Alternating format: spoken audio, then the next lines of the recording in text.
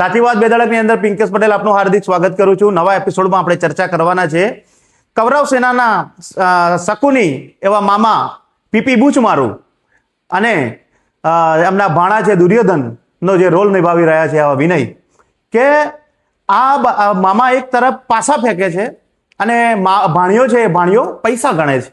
આ જ પ્રકારે લોકોનો કાંડ કરીને જે મૂળ સાચા પાંડવો હતા એમને વનવાસે મોકલી દીધા છે અને આ કૌરવોએ પોતાનું એવડું મોટું સામ્રાજ્ય ઊભું કરી દીધું છે કે જેને લઈને આજે મહીસાગરની જનતા આ લોકોથી ત્રાહિમામ પોકારી ઉઠી છે। જ્યારે સત્તામાં હતા, સત્તાનો નશો નશામાં એટલા ચૂર હતા કે તેમણે કોઈને મારવાનો હોય, મારઝૂડ કરવાની હોય, કૂટવાના હોય, આ પ્રકારનો ધંધો એમણે આચર્યો છે અને આજે સત્તા પરથી નીચે ઉતરી ગયા છે ત્યારે એમની હાલત બહુ જ ખરાબ થઈ રહી છે અને થવાની છે।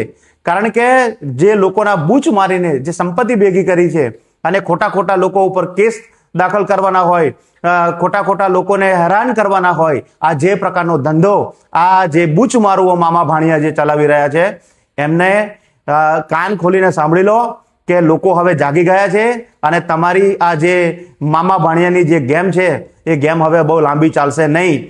અને મહીસાગરની જનતા આનો આક્રોશ એટલો બધો હદે ચડ્યો છે કે તમારે આનો ભોગ બનવો જ પડશે, એમાં કોઈ શંકાને સ્થાન નથી।